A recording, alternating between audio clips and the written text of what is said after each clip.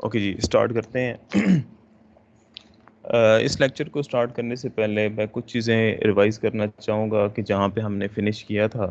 इस टॉपिक से पहले हम डिस्कस कर रहे थे रैंडम वेरिएबल्स, और रैंडम वेरिएबल्स की हमने दो टाइप्स को डिस्कस किया था। वो दो टाइप्स, जो सबसे पहली टाइप थी उसमें डिस्क्रीट रैंडम वेरिएबल्स, और डिस्क्रीट रैंडम वेरिएबल के अंदर हमने डिस्कस किया था प्रोबेबिलिटी मास फंक्शन को, क्यूमुलेटिव डिस्ट्रीब्यूशन फंक्शन को, और उसके बाद हमने डिस्क्रीट रैंडम वेरिएबल्स की मीन वैल्यू, वेरिएंस और स्टैंडर्ड डिविएशन फाइंड आउट की थी। इस टॉपिक के बाद हमने डिस्कस किया था कंटिन्यूअस रैंडम वेरिएबल्स, और कंटिन्यूअस रैंडम वेरिएबल के जो फंक्शन हमने स्टडी किए थे उसमें पहला जो फंक्शन था that was the probability density function PDF, and second one was the CDF, that is cumulative distribution function. हमने ये भी देखा था कि हम एक पीडीएफ से सीडीएफ कैसे फाइंड आउट कर सकते हैं, या अदर वे अराउंड हम सीडीएफ से पीडीएफ कैसे फाइंड आउट कर सकते हैं। इसके अलावा हमने मीन वैल्यू, वेरिएंस और स्टैंडर्ड डेविएशन को भी देखा था कि हम कैसे फाइंड आउट कर सकते हैं।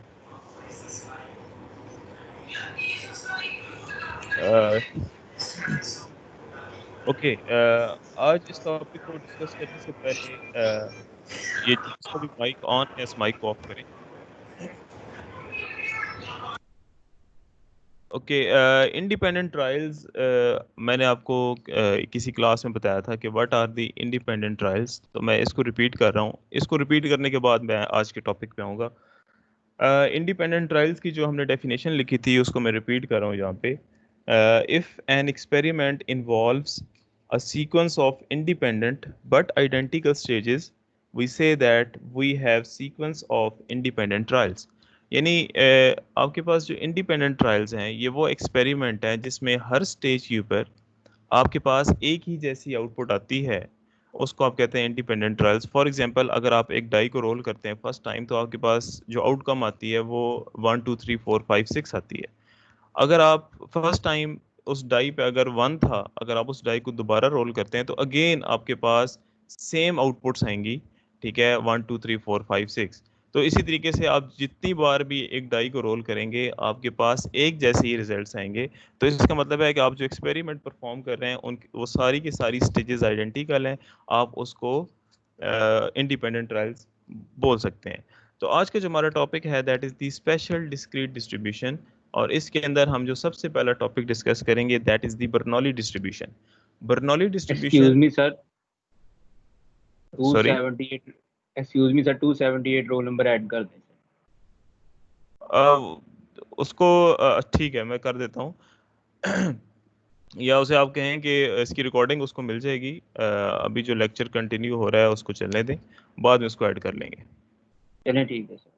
ओके, बर्नौली ट्रायल हम इसको डिस्कस करते हैं जी। बर्नौली ट्रायल, बर्नो इसकी अगर आप डेफिनेशन देखें तो a Bernoulli trial is a random experiment which applied on a single trial. There are precisely two possible outcomes which we conveniently call failure and success. Okay, इस अगर आप इस डेफिनेशन को देखें तो इसमें आपको जो पॉइंट मिलता है कि बर्नौली ट्रायल आपके पास जो आप इसको अप्लाई करते हैं वो आपके पास सिंगल ट्रायल के ऊपर अप्लाई होते हैं। यानी सिंगल ट्रायल से मुराद आपने जस्ट उस एक्सपेरिमेंट को वन टाइम परफॉर्म किया, और जो उसका दूसरा पॉइंट है वो आपको ये बता रहा है कि उस ट्रायल की मैक्सिमम आउटपुट्स कितनी होंगी, दो। वो सक्सेस और फेलियर भी हो सकती है। कॉइन के केस में वो हेड और टेल भी हो सकती है। ठीक है जी, रेन की केस में वो यस और नो भी हो सकती है।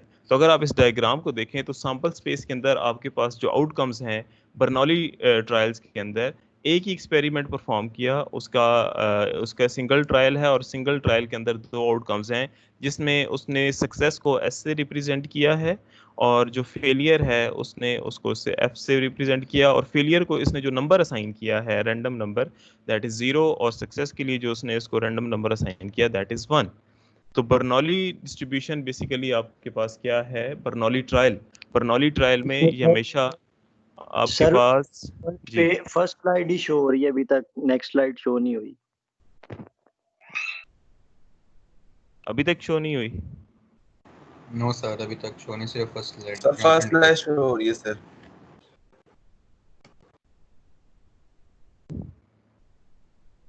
ओके, अब आपको शो हो रही है second slide? No sir. No sir, first show हो रही है। ये शायद इंटरनेट का इशू हो सकता है। नहीं सर, फर्स्ट स्लाइड ये अभी तक शो हो रही है।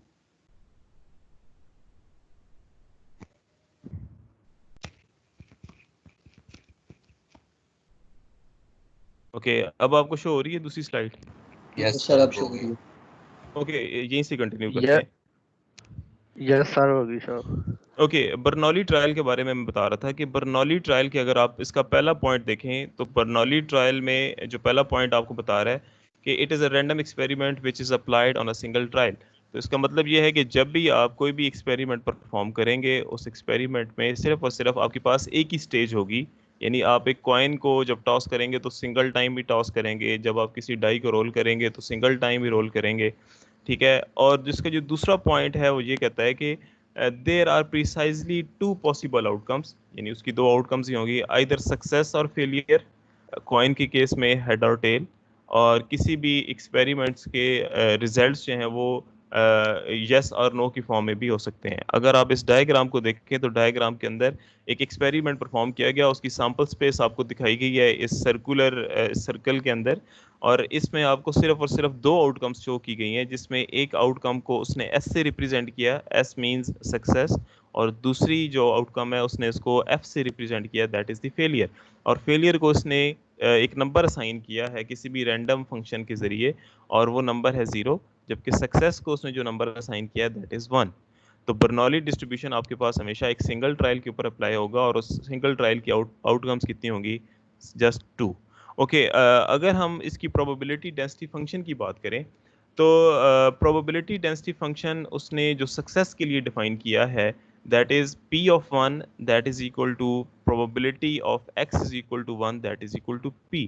इट मींस कि प्रोबेबिलिटी ऑफ सक्सेस जो है वो आपके पास दैट इज p, और प्रोबेबिलिटी ऑफ फेलियर आपके पास क्या होगी? That is 1 minus p।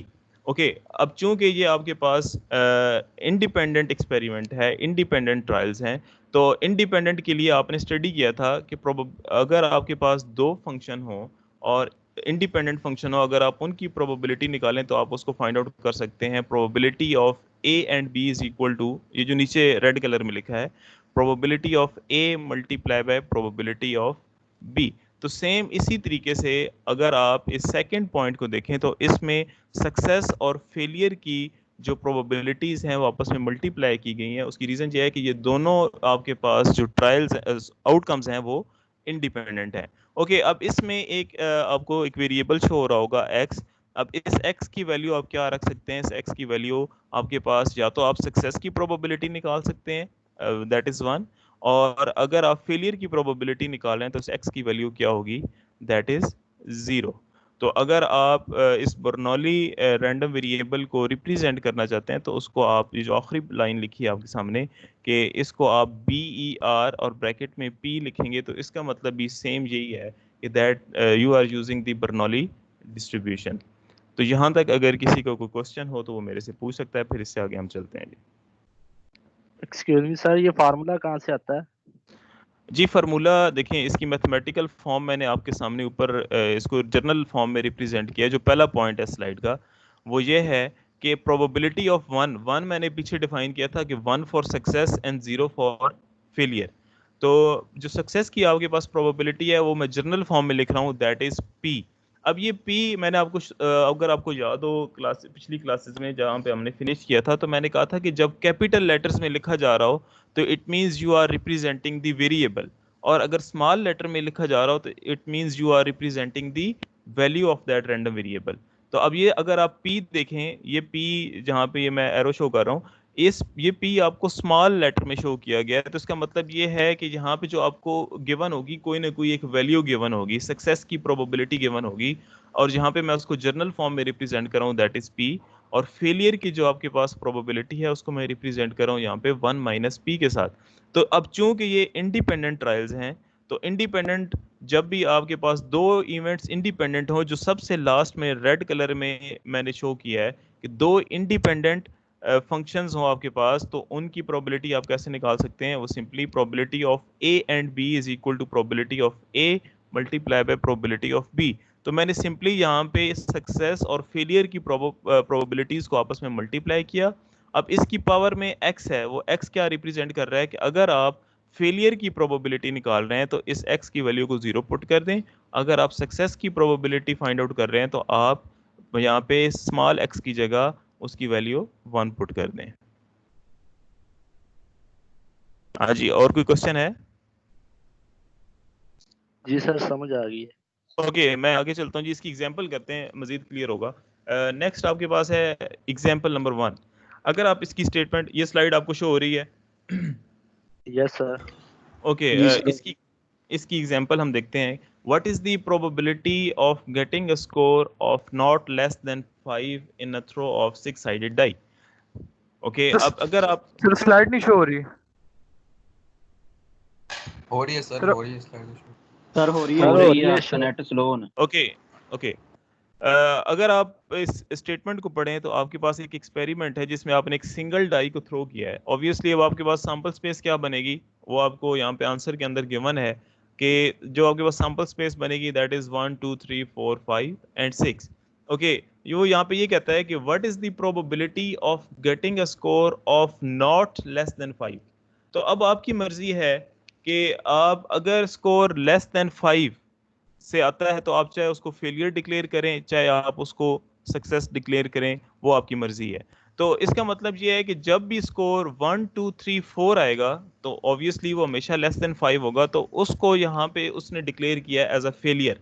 ये देखें कि जो आपके पास थर्ड लाइन है वो ये कहती है कि 1 2 3 4 इज अ फेलियर, और अगर स्कोर 5 या 5 से ज्यादा आता है तो वो उसको क्या डिक्लेयर कर रहा है, वो उसको एज अ सक्सेस डिक्लेयर कर रहा है। तो अब आपके पास अगेन ये आपके पास बना बर्नौली ट्रायल, क्योंकि अब आपके पास जो आउटकम्स हैं वो आपने उसको कन्वर्ट कर लिया दो आउटकम्स के अंदर, कि अगर 1 2 3 4 आएगा तो आप उसको एज अ फेलियर डिक्लेयर करेंगे, और अगर आपके पास 5 या 6 आएगा तो आप उसको एज अ सक्सेस डिक्लेयर करेंगे। तो अगर मैं कहूँ कि what is the probability of failure and success, तो ऑब्वियसली अगर आप इसके पिछले फार्मूले में जाएं, जो अभी आपने फार्मूला फाइंड आउट किया है P ऑफ x, ये जो जिसको मैं हाईलाइट कर रहा हूँ, इस फार्मूले के अंदर अगर आपने फेलियर की प्रोबेबिलिटी फाइंड आउट करनी है तो आप x की वैल्यू को 0 पुट करेंगे, और अगर आपने सक्सेस की प्रोबेबिलिटी फाइंड आउट करनी है तो आप यहाँ पे इसकी x की वैल्यू 1 पुट करेंगे।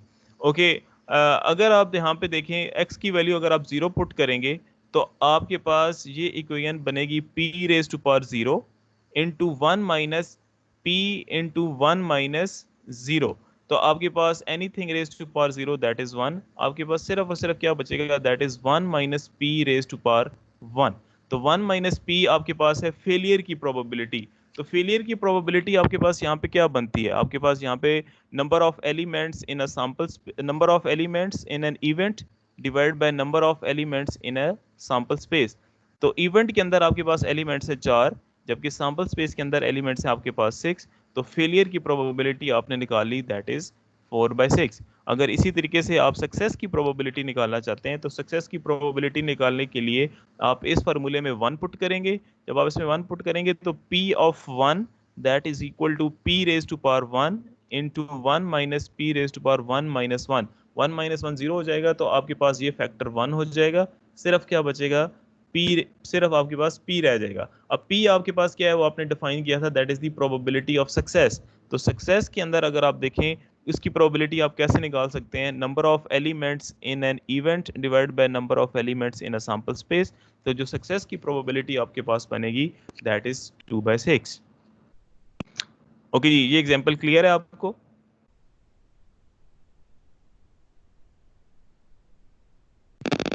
यस सर क्लियर है। ओके जी, आगे चलते हैं जी। नेक्स्ट इज जी सर वो जो एग्जांपल की है सर उसमें तो सिंपल फार्मूला निकाल सकते हैं। जी जी, तो सर ये इसका क्या फायदा हुआ बर्नौली? ओके, इसका सबसे बड़ा जो अभी आपने थोड़ी देर पहले बात की कि आपने फार्मूला लगा के पहले ये प्रोबेबिलिटी निकालते हैं। ओके, ये बर्नौली ट्रायल जो है यहाँ पे अगेन आप फार्मूला, तो एक तो अपना माइक ऑफ करें क्योंकि डिस्टरबेंस हो रही है। पहली बात तो ये है कि आप फार्मूले से प्रोबेबिलिटी फाइंड आउट कर सकते हैं, लेकिन यहाँ पे बर्नौली डिस्ट्रीब्यूशन हम क्यों कर रहे हैं कि अगर आपने देखा कि आपने एक सिंगल डाई को थ्रो किया था, उसकी आउटकम 6 बन रही हैं, लेकिन आपने उन 6 आउटकम्स को कन्वर्ट कर लिया 2 आउटकम्स के अंदर। One is called the success and second one is called the failure. तो बर्नौली ट्रायल आपका हमेशा तब अप्लाई होगा जब आपके पास आउटकम सिर्फ और सिर्फ 2 हों, सिंगल ट्रायल हो और आउटकम्स कितनी हो, सिर्फ और सिर्फ 2 आउटकम्स हों, आइदर सक्सेस और फेलियर, आइदर हेड और टेल, आइदर यस और नो, आइदर पास और फेल। ठीक है जी। तो बर्नौली डिस्ट्रीब्यूशन सिर्फ और सिर्फ आपका तब यूज होगा, जी अब आपको रियलाइज करना पड़ेगा अपने न्यूमेरिकल्स करते वक्त कि यहाँ पे कौन सी डिस्ट्रीब्यूशन अप्लाई हो रही है, बर्नौली है या नहीं है।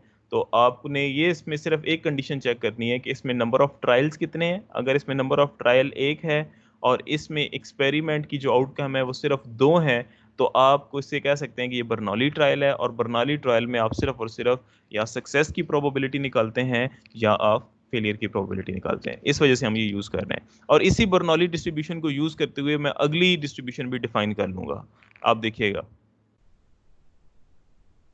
आगे चलें। जी सर। ओके जी। अगली स्लाइड आप लोगों को शो हो रही है? यस सर, हो रही है। ओके जी। नेक्स्ट हम जो यूज करें फाइंड आउट करेंगे that is the expected value of Bernoulli distribution. Expected value को आप मीन वैल्यू भी कहते हैं। तो जब भी बर्नौली डिस्ट्रीब्यूशन होगा आप उसकी मीन वैल्यू कैसे फाइंड आउट कर सकते हैं? ओके, ये आपके पास फार्मूला है mean of random variable X that is equal to summation.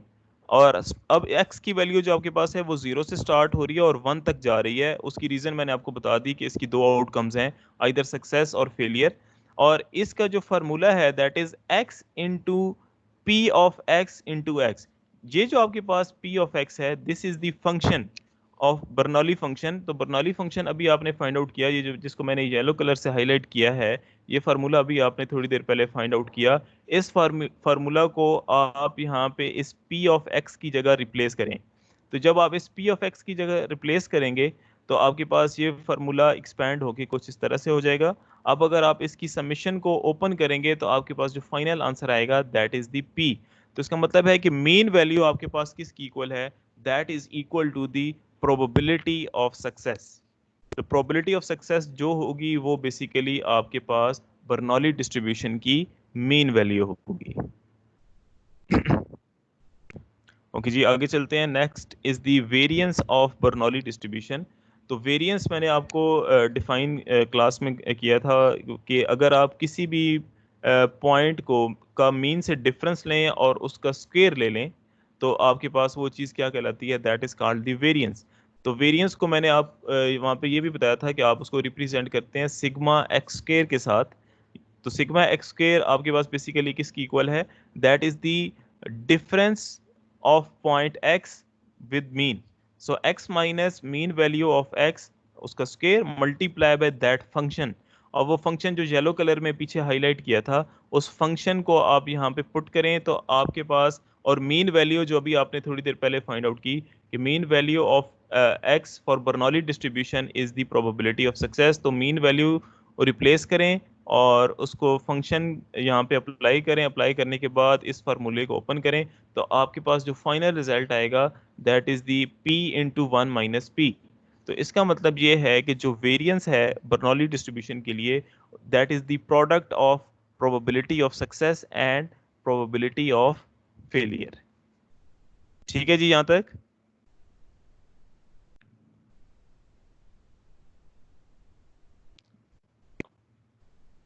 आप लोगों को मेरी आवाज आ रही है? यस सर, आवाज आ रही, क्लियर है। आ रही है सर। ओके, आगे चलें। Yes sir. ओके जी, आगे चलते हैं। Next is the binomial distribution.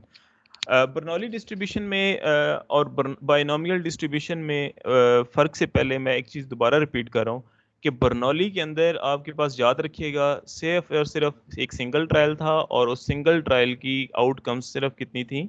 2 outcomes थी। ओके जी, बायनोमियल डिस्ट्रीब्यूशन को डिफाइन करते हैं कि इसमें जो पहला पॉइंट है वो ये कहता है कि consider a fixed number n of mutually independent Bernoulli trials. तो पहला जो डिफरेंस बर्नौली ट्रायल में और बायनोमियल ट्रायल में है वो ये कि वहाँ पे सिर्फ और सिर्फ एक आपके पास ट्रायल था, सिंगल ट्रायल, लेकिन यहाँ पे आपके पास नंबर ऑफ ट्रायल्स ज्यादा हो सकते हैं, एक से ज्यादा हो सकते हैं। और दूसरा जो पॉइंट है वो ये कहता है suppose these trials have same probability of success से पी। ओके, अगेन हम यहाँ पे जो चीज डिफाइन कर रहे हैं वो ये है कि प्रोबेबिलिटी ऑफ सक्सेस को हम पी डिफाइन कर रहे हैं और प्रोबेबिलिटी ऑफ फेलियर को हम डिफाइन कर रहे हैं वन माइनस पी। तो इस पॉइंट से जो पॉइंट नंबर 2 है, यहाँ पे एक बात और क्लियर होती है कि बर्नौली ट्रायल के अंदर आपके पास सिंगल ट्रायल था और 2 आउटकम्स थी, जबकि बायनोमियल डिस्ट्रीब्यूशन के अंदर आपके पास नंबर ऑफ ट्रायल ज्यादा हो सकते हैं, लेकिन उसकी आउटकम्स कितनी होंगी? आउटकम्स अभी भी 2 ही होंगी, दैट इज आइदर सक्सेस और फेलियर। सक्सेस के लिए जो प्रोबेबिलिटी है उसको मैं डिफाइन कर रहा हूँ पी से, और जो फेलियर के लिए जो प्रोबेबिलिटी है उसको मैं डिफाइन कर रहा हूँ 1 माइनस पी से, जैसे मैंने पिछले केस में किया था। तो दोनों केसेस में डिफरेंस सिर्फ एक ही है, उसमें नंबर ऑफ ट्रायल एक था, इसमें नंबर ऑफ ट्रायल आपके पास एक से ज्यादा है। ओके, जो पॉइंट नंबर 3 है, जैसे अगर आप इस डायग्राम को देखें जो नीचे आपको रेड कलर में एक डायग्राम शो हो रही होगी, तो इसमें आप कोई भी एक्सपेरिमेंट परफॉर्म करते हैं तो इस एक्सपेरिमेंट परफॉर्म करने के बाद जो पहला ट्रायल है, ट्रायल नंबर 1 के ऊपर आपके पास 2 आउटकम्स आती हैं, दैट इज आइदर सक्सेस और फेलियर। ओके, अगर फर्स्ट टाइम सक्सेस था और अगर आप दोबारा इसका दूसरा ट्रायल लेते हैं तो दूसरे ट्रायल में भी आपके पास अगेन 2 आउटकम्स हैं, सक्सेस और फेलियर। और अगर फर्स्ट टाइम फेलियर था पहले ट्रायल के अंदर, तो सेकेंड टाइम आपके पास 2 आउटकम्स आ रही हैं, अगेन दैट इज सक्सेस और फेलियर। तो इसका मतलब ये है कि बर्नौली ट्रायल के अंदर सिंगल ट्रायल था, जबकि बायनोमियल के अंदर आपके पास मल्टीपल ट्रायल्स हो सकते हैं, लेकिन उसकी आउटकम्स 2 ही होंगी, दैट इज सक्सेस और फेलियर। तो जो पॉइंट नंबर 3 है वो ये कहता है कि a random variable capital X is called a binomial random variable if it represents the total number of success in n independent Bernoulli trials. Okay, binomial random variable आपके पास बेसिकली किसको represent कर रहा है? नंबर ऑफ सक्सेस के अंदर, के Bernoulli trials के अंदर नंबर ऑफ सक्सेस कितनी है। तो इसका मतलब है कि अगर आपको ट्रायल्स गिवन हो और अगर आपने सक्सेस फाइंड आउट करनी हो कि इसमें सक्सेस कितनी है, इसकी प्रोबेबिलिटी कितनी है, तो आप क्या यूज करेंगे? Binomial distribution. तो ये डिफरेंस याद रखिएगा कि अगर आपको नंबर ऑफ ट्रायल्स गिवन हो और उसमें आपने सक्सेस फाइंड आउट करनी हो तो उसके लिए आप यूज करेंगे बायनोमियल डिस्ट्रीब्यूशन। ओके, अब इसको जरा मजीद डिटेल में देखते हैं कि to find the probability density function of x we have to find the probability of x successes in n independent trials. Okay, जैसे अभी मैंने पीछे बात की कि अगर आपने सक्सेस की प्रोबेबिलिटी फाइंड आउट करनी हो n ट्रायल्स के अंदर तो आप क्या यूज करेंगे? अगर पॉइंट नंबर 2 को देखें तो वो ये कहता है कि if we have x successes in n trials then probability of each tuple with x successes and n minus x failure is okay. अगर आप देखें इस फार्मूले के अंदर एक छोटा सा चेंज है, वो छोटी सी चेंज है, वो चेंज ये है कि लास्ट टाइम ये फार्मूला आपके पास था p of x into 1 minus p raise to power 1 minus x। अब यहाँ पे 1 की जगह n आ गया है। n का मतलब ये है कि अब यहाँ पे जो नंबर ऑफ ट्रायल्स हैं, यहाँ पे नंबर ऑफ ट्रायल्स को n से रिप्रेजेंट किया जा रहा है और नंबर ऑफ सक्सेसेस को x से रिप्रेजेंट किया जा रहा है। तो 1 minus P n minus x का मतलब है कि जितने नंबर ऑफ ट्रायल्स हैं that is n minus x, और इसके साथ एक और चीज यूज की गई है दैट इज द कॉम्बिनेशन। अब ये कॉम्बिनेशन क्यों है? क्योंकि अब आपके पास नंबर ऑफ ट्रायल ज़्यादा हो गए, आपने तमाम की प्रोबेबिलिटीज़ को आपस में मल्टीप्लाई करके कंबाइन किया। कंबाइन करने के बाद आपके पास जो रिजल्ट आएंगे वो क्या कहलाएंगे? That is called the probability, binomial probability distribution. अगर आप इस फार्मूले को ओपन करें, ये जो ब्रैकेट में आपके पास कॉम्बिनेशन फार्मूला है, तो इस फार्मूले को ओपन करने के बाद आपके पास क्या आएगा? n factorial divided by x factorial into n minus x factorial. Okay, where n is the number of trials and x is the number of successes. तो जैसे आपने लास्ट टाइम शो आपने रिप्रेजेंट किया था कि बर्नौली को आपने BER से रिप्रेजेंट किया था, तो यहाँ पे बायनोमियल डिस्ट्रीब्यूशन को आप रिप्रेजेंट कर सकते हैं BIN से। BIN stands for the binomial distribution. और अब आप इसके ब्रैकेट में देखें तो आपको 2 आर्गुमेंट्स गिवन है, one is n and one is p। n का मतलब यहाँ पे नंबर ऑफ ट्रायल्स है और p is the probability of success. ठीक हो गया जी, आगे चलें। इसमें कोई पॉइंट ऐसा जो आपको क्लियर ना हो रहा हो? सर आगे चलिए। ओके मैं नेक्स्ट स्लाइड में अगर आप देखें तो आपको बायनोमियल डिस्ट्रीब्यूशन के ग्राफ्स शो किए गए हैं। तो आपके पास कोई ग्राफ जो है वो कुछ इस तरह से आएगा। तो पहला जो आपके पास प्रोबेबिलिटी डेंसिटी फंक्शन का जो ग्राफ है बायनोमियल डिस्ट्रीब्यूशन के लिए, इसमें अगर आप देखें तो आपको शो हो रहा है x इज इक्वल टू बिन, और ब्रैकेट में जो दो आर्गुमेंट्स हैं उनकी वैल्यूज गिवन है, दैट इज 20 एंड 0.7। तो इसका मतलब ये है कि इसके अंदर नंबर ऑफ ट्रायल्स थे 20 और प्रोबेबिलिटी ऑफ सक्सेस कितनी थी 0.7।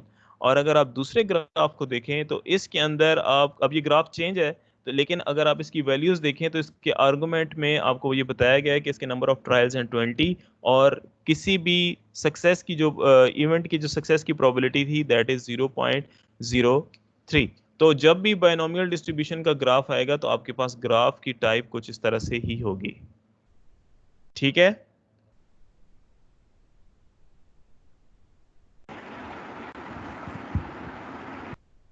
ओके जी, आगे चलते हैं इसकी पहली प्रॉब्लम के अंदर। तो पहली प्रॉब्लम की जो स्टेटमेंट है वो ये है कि अ बैलेंस 6 साइडेड, सॉरी इसको डाई लिखना था वो मैं भूल गया। A balance 6 sided die is rolled 3 times, what is the probability of 5 comes up exactly twice. Okay, अब इसमें नंबर ऑफ ट्रायल्स और नंबर ऑफ सक्सेसेस को आपने फाइंड आउट करना है। तो इसमें नंबर ऑफ ट्रायल्स आपके पास, आपको ये गिवन है कि एक डाई को 3 दफा रोल किया गया, आपने प्रोबेबिलिटी निकालनी है कि उस पे 2 दफा 5 आ जाए। तो इसमें नंबर ऑफ ट्रायल्स कितने हैं 3, और नंबर ऑफ सक्सेसेस कितनी है 2।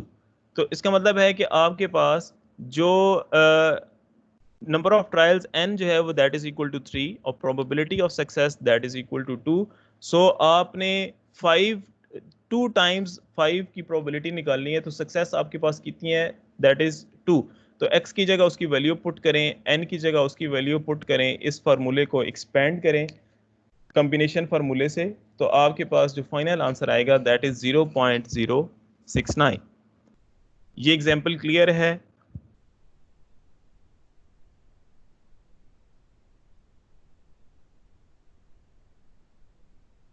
आप लोग मेरी आवाज सुन सकते हैं? यस सर, क्लियर है।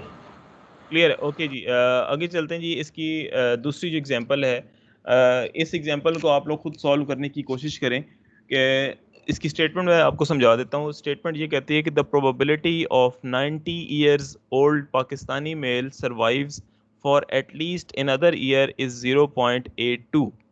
If 20 90 years old Pakistani males are randomly selected, what is the probability exactly 18 survives for at least 1 year? Okay, आजकल जैसे हालात हैं कोरोना की वजह से, तो मुझे तो नहीं लगता कि ये प्रोबेबिलिटी ठीक होगी।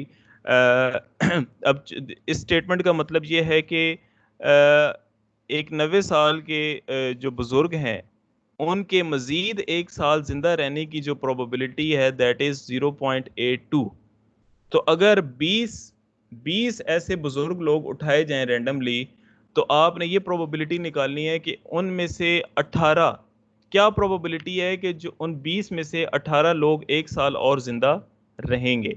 तो अब आपने इसमें जो चीज़ फाइंड आउट करनी है वो 2 चीज़ें फाइंड आउट करनी है। नंबर 1 कि इसमें नंबर ऑफ ट्रायल्स कितने हैं, दूसरी चीज़ जो आपने फाइंड आउट करनी है कि इसके अंदर नंबर ऑफ सक्सेसेस कितनी है। तो इस स्टेटमेंट के अंदर आपको एक चीज़ और गिवन है कि प्रोबेबिलिटी किसी भी 90 ईयर ओल्ड पाकिस्तानी मेल के सर्वाइव होने की प्रोबेबिलिटी ऑफ सक्सेस कितनी है दैट इज 0.82। तो प्रोबेबिलिटी ऑफ फेलियर क्या होगी दैट इज 1 माइनस 0.82।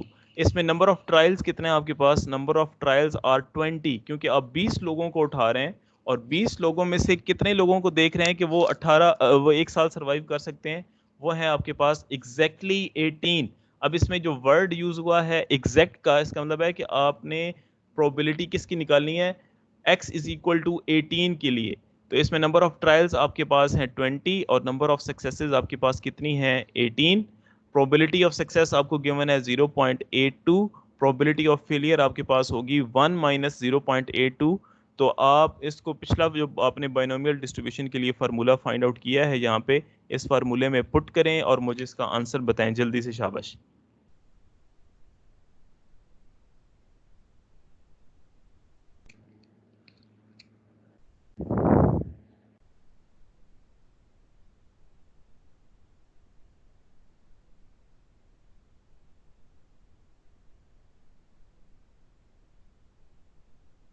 आप लोगों को मेरी आवाज़ आ रही है? यस सर आ रही है। हाँ जी, तो इसको सॉल्व करके मुझे आंसर बताएं। What is the answer of this question? Okay sir. जल्दी से शाबाश, यू हैव 1 मिनट।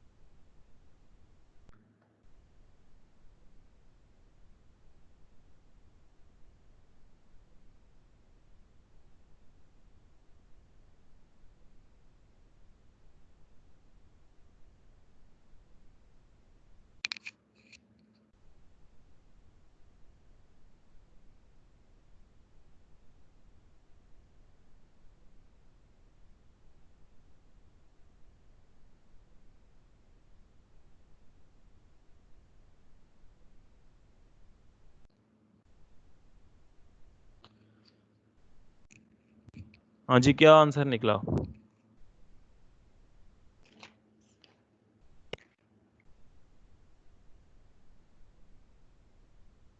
मेरे पास इसका जो आंसर है वो मैं आपको बता देता हूँ, दैट इज 0.173। तो इसका मतलब ये है कि 17.3% चांसेस हैं कि 20 में से 18 लोग जो हैं वो एक साल मजीद सरवाइव कर पाएंगे।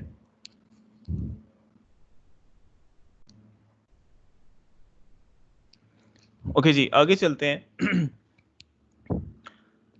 अगेन आपके पास प्रैक्टिस प्रॉब्लम सेम है, लेकिन इसमें जस्ट एक वर्ड चेंज किया गया है। वो वर्ड ये है कि मैं स्टेटमेंट दोबारा रिपीट करता हूँ। The probability of 90 years old Pakistani male survives for at least another year is 0.82।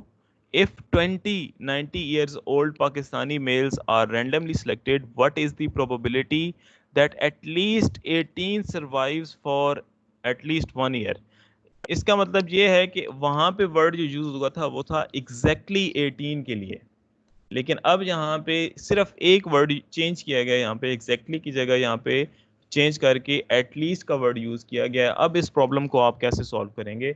तो याद रखिएगा, जब भी एटलीस्ट का वर्ड यूज होता है तो इसका मतलब है कि आपने उस नंबर, जो नंबर आपको गिवन है, जैसे यहाँ पे 18 है, 18 या उससे ज्यादा नंबर के लिए आपने प्रोबेबिलिटी फाइंड आउट करनी है। तो अगर आप इसको देखें, इसको इसमें नंबर ऑफ सक्सेसेस कितनी, नंबर ऑफ ट्रायल्स हैं आपके पास 20, नंबर ऑफ सक्सेसेस आपके पास हैं, अब नंबर ऑफ सक्सेसेस आपके पास हैं 18 या मोर देन 18।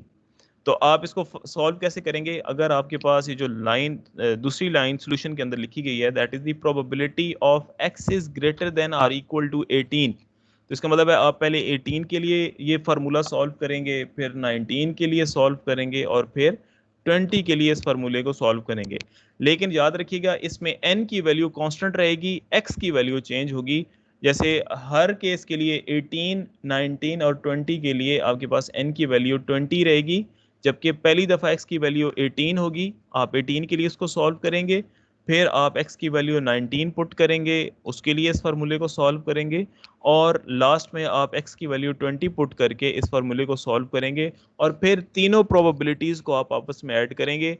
जो भी आंसर आएगा वो आपके पास आंसर होगा for this statement, what is the probability that at least 18 survives for another 1 year।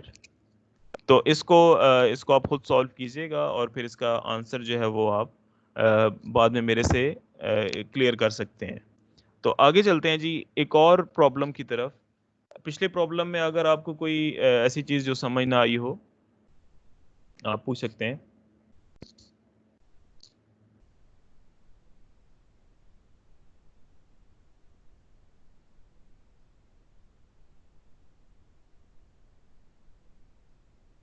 पिछले प्रॉब्लम में कोई ऐसी चीज़ जो आप लोगों को समझ ना आई हो। सर 0.82 का रोल क्या था पिछले प्रॉब्लम में? 0.82 बेसिकली आपको यहाँ पे प्रोबेबिलिटी ऑफ सक्सेस दे दी गई है। यानी अगर आप किसी भी 90 ईयर्स ओल्ड पाकिस्तानी मेल को उठाएं तो उसके एक साल मजीद जिंदा रहने की जो प्रोबेबिलिटी है दैट इज 0.82। तो प्रोबेबिलिटी ऑफ सक्सेस आपको बता दी गई है यहाँ पे। तो प्रोबेबिलिटी ऑफ सक्सेस से आप प्रोबेबिलिटी ऑफ फेलियर भी निकाल सकते हैं, दैट इज 1 माइनस पी। तो आपके पास प्रोबेबिलिटी ऑफ फेलियर यहाँ पे आएगा 0.18। तो ये आपको प्रोबेबिलिटी ऑफ सक्सेस गिवन है जी। Okay sir. ओके जी, आगे तो चल पी किसने सर पी ऑफ एक्स है तो दरमियान एन ऑफ एक्स को उसे फैक्टोरियल बाद आ रहा है, उसकी समझ नहीं आ रही वो क्या रिप्रेजेंट कर रहा है।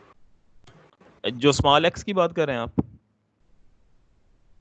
तो स्मॉल पी की पावर में एक्स आ रहा था, उसकी समझ नहीं आ रही वो क्या रिप्रेजेंट कर रहा है।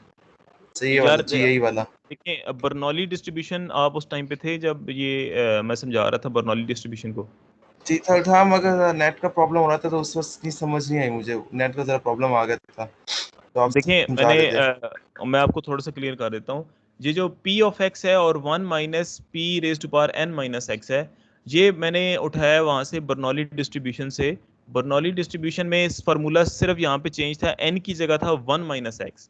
ठीक है, तो अब चूंकि वहां पे सिंगल ट्रायल था तो इसलिए यहाँ पे था 1 माइनस एक्स। अब यहाँ पे नंबर ऑफ ट्रायल्स 1 की जगह हो गए n। n कोई भी नंबर हो सकता है, तो मैंने उस 1 को रिप्लेस किया n के साथ, और साथ में ये कॉम्बिनेशन भी ऐड कर दिया है nx। ये कॉम्बिनेशन आपको क्या बता रहा है कि आपने तमाम ट्रायल्स की प्रोबेबिलिटी ऑफ सक्सेस को आपस में इकट्ठा किया और उसकी आपने इस फार्मूले को अप्लाई करके आपने बायनोमियल डिस्ट्रीब्यूशन फाइंड आउट कर ली। तो ये जो basically p raise to power x है, ये मैंने बर्नौली डिस्ट्रीब्यूशन से उठाया है। आपको इस लेक्चर की रिकॉर्डिंग मिल जाएगी, आप उसको वहां पे सुन लीजिएगा, आपको क्लियर हो जाएगा। अगर आपको क्लियर ना हो तो आप मुझे कॉल कर लें, मैं आपको समझा दूंगा। ओके जी, आगे चलते हैं।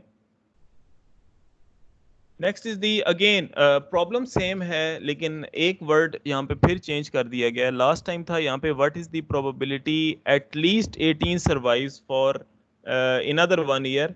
तो यहाँ पे एट लीस्ट की जगह मैंने वर्ड यूज कर दिया एट मोस्ट। तो जब भी एट मोस्ट का वर्ड आएगा याद रखिएगा, जो नंबर आपको गिवन है उस नंबर को लेके और उस नंबर से जो पिछले जितने नंबर हैं आपने सब की प्रोबेबिलिटी फाइंड आउट करनी है। अब यहाँ पे वर्ड यूज हुआ है एट मोस्ट 18 का, तो आप अगर इसके सोल्यूशन में देखें तो आपने प्रोबेबिलिटी किसकी फाइंड आउट की, probability of x is less than और इक्वल टू 18। जब एटलीस्ट का वर्ड था तो यहाँ पे ये चेंज था कि probability of x is greater then और इक्वल टू 18। तो एटमोस्ट का वर्ड जब भी आएगा तो आपने उस वैल्यू को भी लेना है और उस वैल्यू से पिछले जितने भी नंबर हैं आपने तमाम नंबर्स के लिए आपने प्रोबेबिलिटी फाइंड आउट करनी है। तो अब एटमोस्ट का वर्ड था तो मैंने यहाँ पे प्रोबेबिलिटी जो फाइंड आउट करनी है वो x इज इक्वल टू 1 के लिए फाइंड आउट करनी है, 2 के लिए भी करनी है एंड सो ऑन। मैंने ये 3, 4, 5, 6, 7 अप टू 18 तक के लिए ये फार्मूला मैंने अप्लाई करना है। तो इस यहाँ पे अगेन n की वैल्यू कांस्टेंट रहेगी, सिर्फ और सिर्फ आपके पास वैल्यू जो चेंज होगी वो स्मॉल x की होगी। पहले ही probability of x is equal to 1 के लिए यहाँ पे x 1 होगा, x इज इक्वल टू 2 के लिए यहाँ पे 2 होगा और 18 के लिए यहाँ पे x की वैल्यू 18 होगी, जबकि n आपका थ्रू आउट कांस्टेंट रहेगा और उसकी वैल्यू आपके पास हमेशा 20 रहेगी। तो मैंने यहाँ पे आपको 3 प्रॉब्लम्स बता दिए, तीनों प्रॉब्लम्स आपके पास सेम है, सिर्फ और सिर्फ जो डिफरेंस है वो एक ही है कि एक वर्ड मैंने चेंज किया। एग्जैक्टली 18 का मतलब ये है जब एग्जैक्ट का वर्ड आएगा तो आपने सिर्फ उस एक स्पेसिफिक पॉइंट की प्रोबेबिलिटी निकालनी है। जब एटलीस्ट का वर्ड यूज होगा तो आपने उस पॉइंट को भी लेना है और उस पॉइंट से आगे जो जितने पॉइंट्स हैं आपने उनकी भी प्रोबेबिलिटी निकालनी है। और जब एटमोस्ट का वर्ड यूज होगा किसी स्टेटमेंट के अंदर तो आपने उस पॉइंट के साथ साथ उसके प्रीवियस पॉइंट्स की भी प्रोबेबिलिटी फाइंड आउट करनी है। तो यहाँ तक अगर किसी को कोई क्वेश्चन है तो वो पूछ सकता है, नहीं तो फिर हम आगे चलते हैं।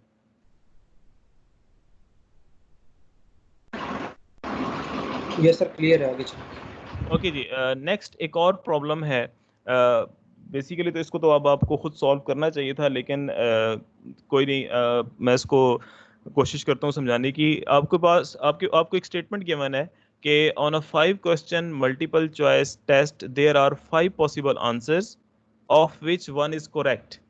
If a student guesses randomly and independently, what is the probability that she is correct only on 2 questions? Okay, अब यहाँ पे अगर आप इस स्टेटमेंट को पढ़ें तो इसमें नंबर ऑफ ट्रायल्स आपके पास कितने हैं, नंबर ऑफ सक्सेसेस कितनी हैं और इसमें probability of success and failure क्या है, ये चीज़ें आपने यहाँ से निकालनी है। तो अब यहाँ पे नंबर ऑफ ट्रायल्स तो आपको गिवन है कि 5 क्वेश्चन थे मल्टीपल चॉइस टेस्ट के, ठीक है। उसमें सक्सेस उसने कितने मिली, ओनली ऑन 2 क्वेश्चंस, तो इसमें n की वैल्यू 5 हो गई, जबकि x की वैल्यू जो है नंबर ऑफ सक्सेस की दैट इज 2। ओके, अब इसमें हमारे पास जो एक चीज रह गई है that is the probability of success. तो प्रोबेबिलिटी ऑफ सक्सेस आप यहां से निकाल सकते हैं इस दूसरी लाइन से कि there are 5 possible answer which of which 1 is correct. तो इसका मतलब ये है कि प्रोबेबिलिटी ऑफ सक्सेस यहाँ पे क्या होगी, दैट इज 1/5। तो प्रोबेबिलिटी ऑफ फेलियर क्या होगी, दैट इज 1 - 1/5, दैट इज 4/5। तो अगर आप इसको सॉल्व करें तो ये देखें आपके पास प्रोबेबिलिटी ऑफ सक्सेस जो है दैट इज 1/5। 1/5 क्यों है, क्योंकि आपको 5 चॉइसेस गिवन हैं, 5 में से एक चॉइस ठीक है हर क्वेश्चन के लिए। So probability of success is 1/5। Probability of failure आपने इस फार्मूले से निकाल ली। ओके, अब यहाँ पे n की वैल्यू आप देखें, n की वैल्यू नंबर ऑफ ट्रायल्स, आपको टोटल 5 क्वेश्चंस गिवन थे, सो n इज इक्वल टू 5। उसमें से क्या प्रोबेबिलिटी है कि उसने 2 क्वेश्चन ठीक किए, सो x इज इक्वल टू 2। तो आप इसको कॉम्बिनेशन फार्मूला में पुट करें और आप इसका आंसर निकाल लें। तो ये इसका आंसर बनता है जी कि 5 टोटल क्वेश्चन थे, 2 में उसने सक्सेस हासिल की, तो x की वैल्यू 2 हो गई। तो ये बन गया आपके पास p² into 1 minus p n minus x, n की वैल्यू 5, x की वैल्यू 2, सो 5 - 2 दैट इज 3। तो जब आप इसमें प्रोबेबिलिटीज की वैल्यू पुट करेंगे तो आपके पास फाइनल आंसर क्या आएगा, that is 0.2048। It means 20.48% chances हैं कि उसने सिर्फ 2 क्वेश्चंस के आंसर ठीक किए हैं। तो यहाँ तक कोई ऐसा पॉइंट जो आप लोगों को समझ ना आया हो तो आप क्लियर कर सकते हैं, फिर हम अगले टॉपिक पे चलते हैं।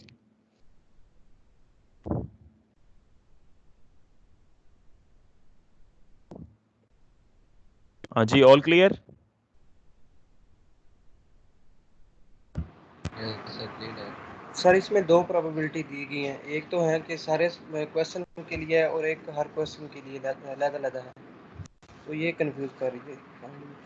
नहीं, आप देखें ना, इसमें आपको जो पहली स्टेटमेंट है वो ये बता रही है कि आपको 5 क्वेश्चंस गिवन है, ठीक है, और हर क्वेश्चन में आपको 5 पॉसिबल आंसर दिए गए हैं जिनमें से कोई एक ठीक है। तो इसका मतलब है कि हर क्वेश्चन के अंदर ठीक आंसर की प्रोबेबिलिटी क्या है, दैट इज 1/5।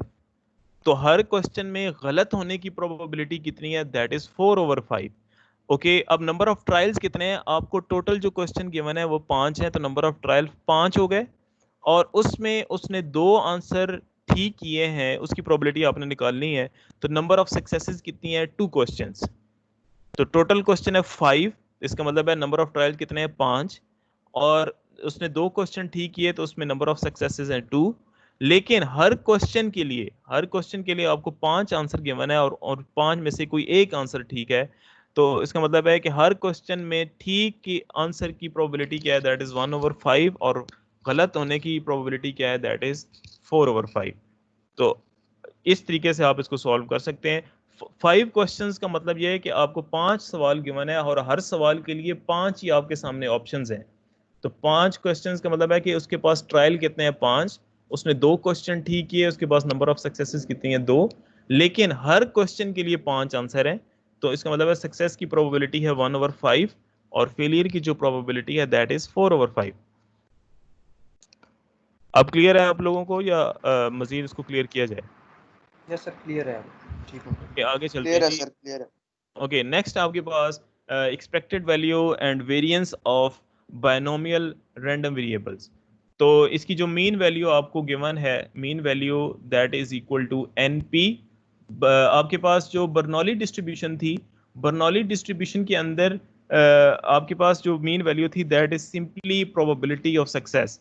लेकिन बायनोमियल के अंदर आपके पास क्या है कि आप इसी प्रोबेबिलिटी ऑफ सक्सेस को आप मल्टीप्लाई करा दें टोटल नंबर ऑफ ट्रायल्स के साथ, NP। और जो वेरिएंस है बर्नौली की केस में आपके पास थी probability of success multiply by probability of failure, जबकि बायनोमियल के अंदर क्या है कि आप प्रोबेबिलिटी ऑफ सक्सेस और प्रोबेबिलिटी ऑफ फेलियर को मल्टीप्लाई करने के साथ साथ आप इसको टोटल नंबर ऑफ ट्रायल्स के साथ मल्टीप्लाई करा दें, तो ये आपके पास इक्वल होगी वेरिएंस की। स्टैंडर्ड डेविएशन आप कैसे निकाल सकते हैं? स्टैंडर्ड डेविएशन के लिए आप simply square root of variance करेंगे तो आपके पास स्टैंडर्ड डेविएशन आ जाएगी। तो यहाँ तक क्लियर है आप लोगों को?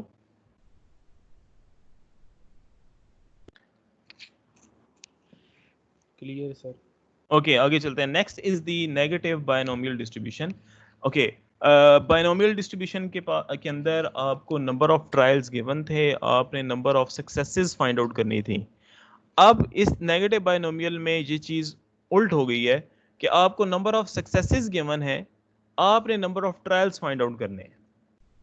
ठीक है जी, तो जब आपके पास ऐसी चीज़ आ जाए तो तब आप यूज़ करेंगे नेगेटिव बायनोमियल डिस्ट्रीब्यूशन। तो अगर आप इसकी स्टेटमेंट पढ़ें तो स्टेटमेंट क्या कहती है कि the number of trials n needed to get fixed number of successes x। तो अगर मैं आपको नंबर ऑफ सक्सेसेस फिक्स कर दूं तो आपने उसमें अगर number of trials find out करने हो तो उसके लिए आप यूज़ करेंगे नेगेटिव बायनोमियल डिस्ट्रीब्यूशन। तो इसके लिए जो मैथमेटिकल फॉर्म है वो मैथमेटिकल फॉर्म कुछ इस तरह से होगी, probability of x is equal to x, again this is the combination, वे कॉम्बिनेशन में आपके पास है x minus 1 where x is the number of successes and n is the number of trials. So n minus 1 into p of x into 1 minus p into x minus n।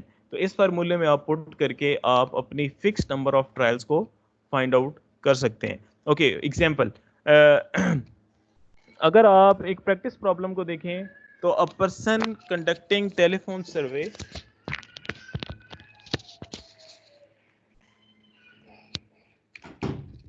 A person conducting telephone surveys must get 3 more complete surveys before the job is finished. On each random dial number, 9% chances of reaching an adult who will complete the survey. What is the probability that third completed survey occurs on 10th call? Okay, अगर आप इसकी statement को समझें तो इसकी statement में आपको ये बताया गया है कि एक टेलीफोन सर्वे किया जा रहा है। तो आज का दिन छुट्टी करने से पहले उसने 3 मजीद सर्वे कंप्लीट करने हैं। तो इसमें आपको प्रोबेबिलिटी ऑफ सक्सेस बता दी गई है कि 9% चांसेस हैं कि वो कोई बंदा उसको उसका सर्वे कंप्लीट करा देगा और 91% चांसेस हैं कि उसकी कॉल कोई ना कोई ड्रॉप कर देगा। तो प्रोबेबिलिटी ऑफ सक्सेस आपको यहाँ पे गिवन है, that is 9%। Probability of failure यहाँ पे क्या होगी, that is 91%। Okay, what is the probability that third completed survey occurs on 10th call? Okay, number अब यहाँ पे आपको सक्सेस और फेलियर सक्सेस और ट्रायल बता दिए गए हैं। सक्सेस आपके पास थर्ड कंप्लीटेड सर्वे, तो आपने 10th ट्रायल पे देखना है कि क्या प्रोबेबिलिटी है कि उसका सर्वे कंप्लीट हो जाएगा। तो अब ये केस आपके पास जो बनता है that is the negative binomial distribution, क्योंकि इसमें अब जो नंबर ऑफ सक्सेसेस हैं वो फिक्स कर दी गई हैं, नंबर ऑफ ट्रायल्स जो हैं वो अब आपके वेरिएबल हैं। तो नंबर जो आपके पास यहाँ पे सक्सेस होगी x that is equal to 3, और जो आपके पास ट्रायल होगा 10th कॉल पे आपने देखना है कि उसकी क्या चांसेस हैं कि उसका सर्वे कंप्लीट होगा। तो अगर आप इसको सॉल्व करें तो इसमें n की वैल्यू 10, x की वैल्यू आपके पास है 3। तो अगर आप इसको इस फार्मूले में पुट करें तो इसका मतलब ये है कि 1.3% चांसेस हैं कि उसका जो थर्ड सर्वे है वो 10th कॉल पे उसका कंप्लीट हो जाएगा। तो इसमें नेगेटिव बायनोमियल में और बायनोमियल डिस्ट्रीब्यूशन में जो फ़र्क है वो सिर्फ और सिर्फ एक ही है।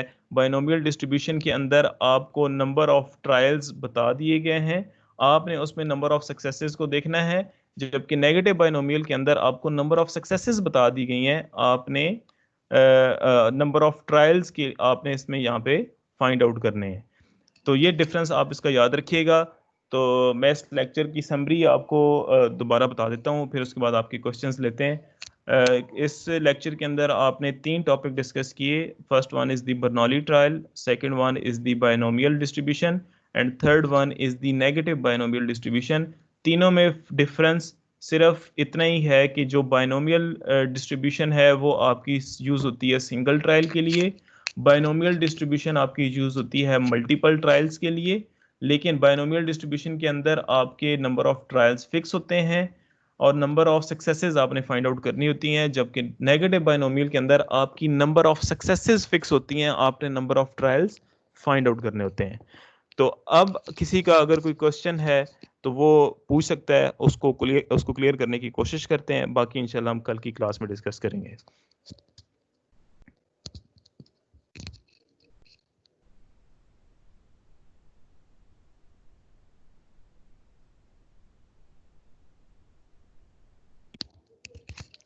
हाँ जी, किसी को कोई क्वेश्चन है? जी सर। सर जी ये जो स्लाइड्स हैं जी ये ऐसे तैयार करनी है या मतलब लेक्चर नोट करने हैं? देखिए, लेक्चर तो आपको नोट करने पड़ेंगे क्योंकि आपका जो एग्ज़ाम होगा वो रिटन फॉर्म में भी है, तो ऑब्वियसली आप सिर्फ इन स्लाइड्स पे रिलाई नहीं कर सकते। मैं कोशिश तो पूरी करता हूँ कि मैं मैक्सिमम एग्जांपल्स लेके आऊँ, लेकिन आपको साथ साथ बुक्स भी स्टडी करना पड़ेंगी और इंटरनेट से भी हेल्प लेना पड़ेगी। ये स्लाइड्स भी आपको मिल जाएंगी, अगर ना भी मिलें तो ये लेक्चर रिकॉर्डेड है। जैसे ही अब आपका लेक्चर ख़त्म होगा तो इसकी रिकॉर्डिंग जो आपके पास ये जो क्लास है प्रोबेबिलिटी एंड स्टैटिस्टिक, इसमें आपको इसकी वीडियो शो होना शुरू हो जाएगी, तो ये पूरी आपके पास एक तरह से स्लाइड्स आ जाएंगी। लेकिन इन स्लाइड्स के साथ साथ आपने बुक भी फॉलो करनी है और इंटरनेट को भी आपने देखना है।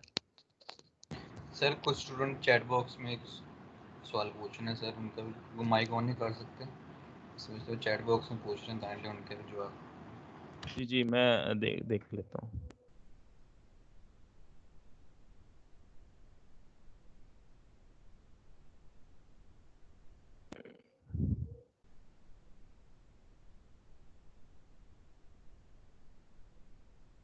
ओके, सबसे पहले ये जो मेरे पास क्वेश्चन आ रहा है कि मोहम्मद जैन खान का, कि सर क्या पी क्या रिप्रेजेंट कर रहा है, मेरे ख्याल से वो ये पूछना चाह रहे हैं।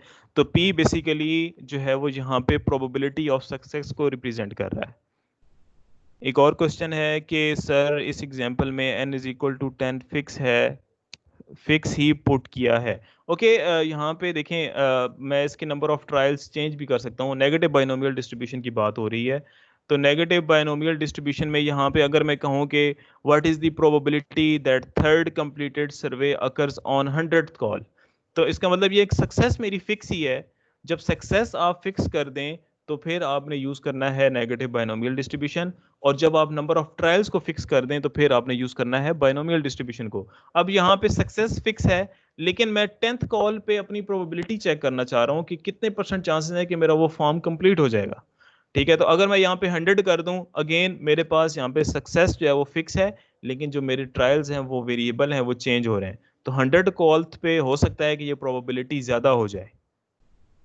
तो इसलिए जब भी आपके आपके पास एक सिंपल सा फार्मूला आपको बता देता हूँ, जब आपके पास नंबर ऑफ ट्रायल्स फिक्स होंगे तो बाइनोमियल डिस्ट्रीब्यूशन यूज़ करना है, जब नंबर ऑफ सक्सेसेस फिक्स हो जाएं तो आपने नेगेटिव बाइनोमियल डिस्ट्रीब्यूशन यूज़ करनी है। ओके, और क्या क्वेश्चन है जी? कि सर काइंडली स्लाइड्स भी अपलोड कर दें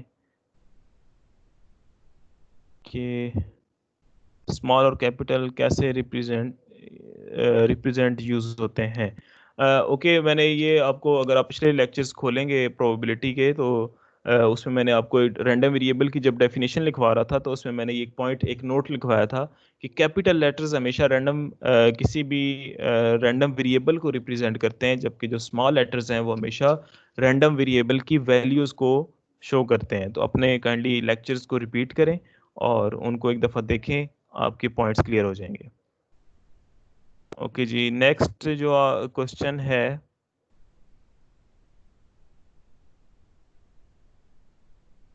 कि सर एटलीस्ट वाले केस में तो इन्फिनिटी तक कैलकुलेट करना पड़ेगा। नो, एटलीस्ट वाले केस में अगर आपके पास देखें, ये बाइनोमियल का केस था, तो बाइनोमियल के केस में मैंने आपको बताया कि नंबर ऑफ ट्रायल्स फिक्स हैं। अगर ट्रायल्स होते 100 तो आप वो 18 से स्टार्ट करते और 18 से लेके 100 तक जाते। तो जब तक ट्रायल फिक्स नहीं होंगे तो आपको कैसे पता चलेगा कि ये केस कौन सा है? तो कोई ना कोई वैल्यू फिक्स करनी पड़ेगी।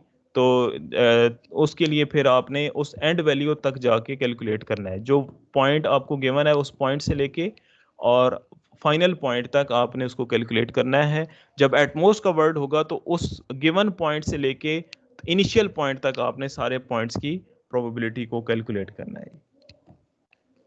ओके जी, और किसी का कोई क्वेश्चन? जी सर। जी जी। सर आपकी जो स्पीड है वो नॉर्मल से ज्यादा है। नॉर्मल तो से सर ज्यादा अगर मतलब अगर हम लेक्चर नोट करें तो हम जो है पीछे रह जाएंगे और समझ नहीं आएगी सही तरह से। नहीं बेटा देखिए, अब तो आपको सबसे बड़ा एडवांटेज ये है कि आपके पास लेक्चर की रिकॉर्डिंग आ रही है, आप उस लेक्चर को बार बार सुन सकते हैं, और आपके पास स्लाइड्स आ रही हैं, आप स्लाइड्स को देख सकते हैं, आप अपनी बुक्स को फॉलो कर सकते हैं। स्पीड तो ऑब्वियसली अब ज़्यादा करनी पड़ेगी क्योंकि हमें उन्होंने वीक्स जो हैं वो कम दे दिए हैं। तो अभी तो हम पहले पार्ट पे, पार्ट 2 भी हमने कंप्लीट करना है, दैट इज स्टैटिस्टिक्स। तो वो एक अलग कहानी है। तो वो जी कोरोना की वजह से ना, आप जो शाह कोर्ट में जो आवारा गर्दियां करते हैं ना, उनको आप छोड़ दें, आप पढ़ना शुरू कर दें।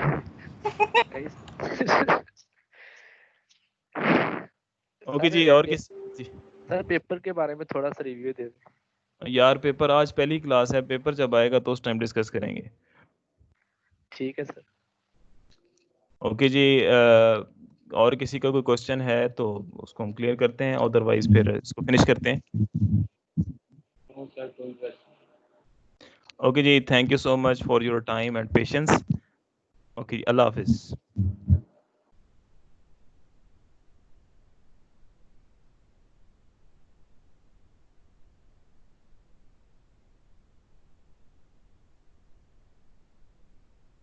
केड़ा सीगा सवाल कर रहा शाह बोल चलो रहा संधू संधू भाई एचओडी के लेक्चर में ना, एचओडी साहब के लेक्चर में लाजिम छेड़नी है, सिर्फ फौज को बजट दे दिया है उन्हें पूरा लेक्चर निकाल देना उससे। जी जी शाहकोट नाम वाले खराब करते हैं। साथ आजा साथ आजा आजा आजा आजा आजा आजा आजा, मैं वही कहने लगा था।